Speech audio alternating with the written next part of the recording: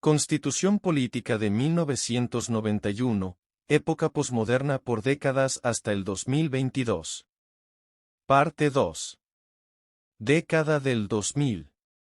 Hay que recordar que venimos de una década convulsionada por sucesos de diferente índole que, no obstante, produjeron grandes cambios, entre ellos una nueva constitución, redactada después de que varias agrupaciones al margen de la ley aceptaran conversaciones de paz y desarme. Sin embargo, la violencia narcoterrorista no dio tregua.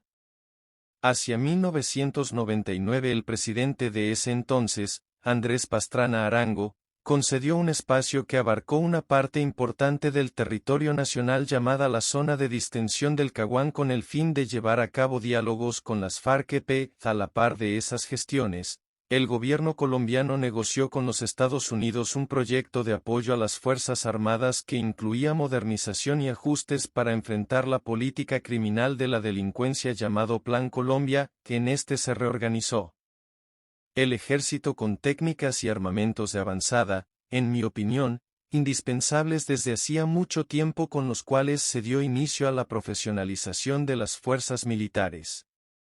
Luego de que se evidenciaron las mentiras por parte de las FARC y su cabecilla Tirofijo, quien ni siquiera se presentó a la inauguración de los diálogos del Caguán, el proceso fracasó y la guerrilla aprovechó para fortalecerse militar, política y económicamente, lo que generó el rechazo de la mayoría de la población y trajo como resultado la elección en el 2002 de un mandatario de mano dura, el presidente Álvaro Uribe Vélez, quien prometió a los habitantes de Colombia, ya cansados de tanto oprobio, luchar contra los criminales.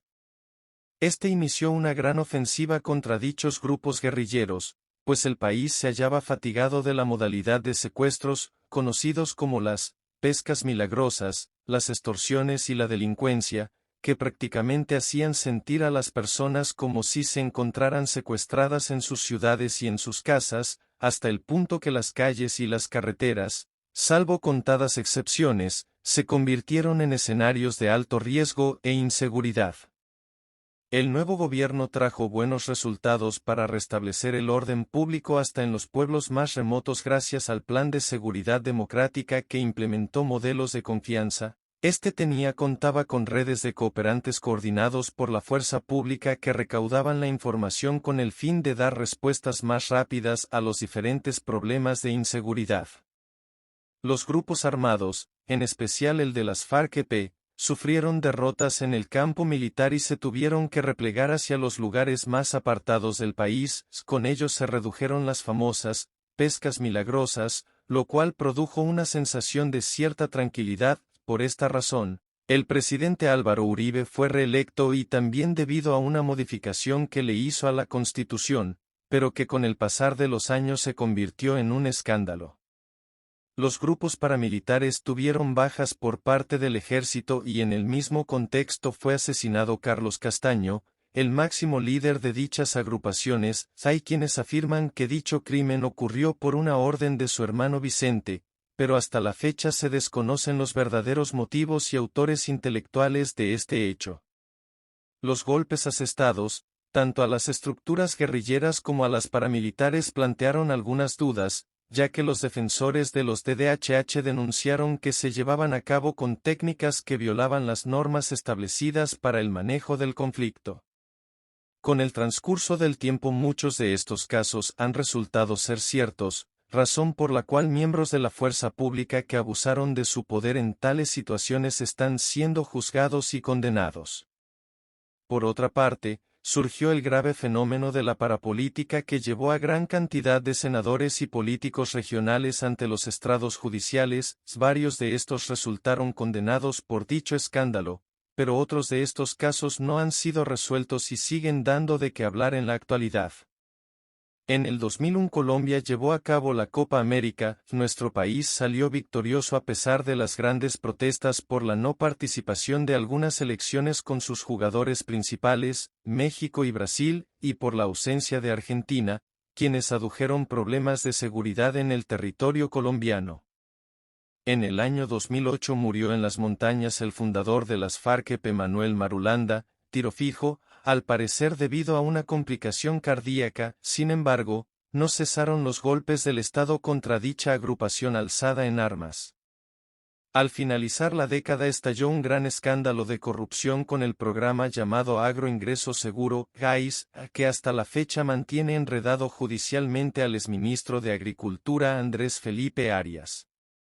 Década del 2010.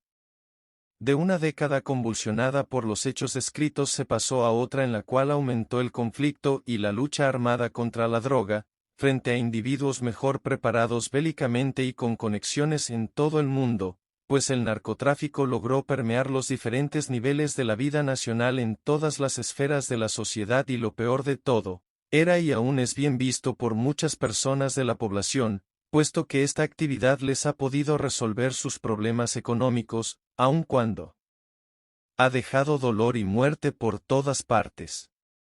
Después de que los grandes capos fueron dados de baja, colocados tras las rejas o extraditados, se inició un periodo en el cual los delincuentes optaron por camuflarse en grandes, medianas y pequeñas empresas, razón por la cual resultó muy difícil rastrearlos tanto a ellos como a sus bienes. También se dieron numerosos movimientos de capitales, aumento del contrabando técnico y lavado de divisas por todos los medios que la frágil inteligencia del Estado permitió y que los criminales inventaron. Situación altamente perniciosa que ha fortalecido en nuestro país la corrupción de algunos de sus servidores y de parte de la población. La nación celebró la Copa Mundo Sub-20 y aunque generó buen ánimo para iniciar otro decenio, los acontecimientos violentos continuaron. En el año 2016, a raíz del Acuerdo de Paz, el presidente Juan Manuel Santos recibió el Premio Nobel de la Paz. Por segunda vez un pontífice visitó al país, el Papa Francisco, y como organización insurgente las FARC-EP llegaron a su final gracias a los diálogos de La Habana en Cuba, lugar en el cual recibieron muchas concesiones, a pesar de los numerosos daños que este grupo le ha causado al país. Hasta el presente, en mi concepto, poco han hecho las FARC-EP y sus líderes para merecer todos los beneficios que el gobierno del presidente Juan Manuel Santos les otorgó. Desde entonces esto ha dado bastante de qué hablar, puesto que los mencionados diálogos perdieron, por muy poco, su aprobación por el pueblo. Además, mucho de lo que inicialmente se negó darle a las FARC-EP hoy es una realidad y la justicia creada para terminar con este ciclo, llamada Justicia Especial para la Paz, JEP, se destaca más por las incógnitas sembradas que por sus aciertos. En mi opinión, al finalizar este periodo existía cierto escepticismo por parte de los colombianos frente a la Comisión de la Verdad, pues su labor parecía más especulativa e idealista que ceñida a la realidad y, además, no ofrecía una solución al conflicto real. Es difícil creer que esta nueva forma de construir la verdad sea aceptada por la mayoría de los colombianos mientras se siguen alimentando las divisiones entre compatriotas.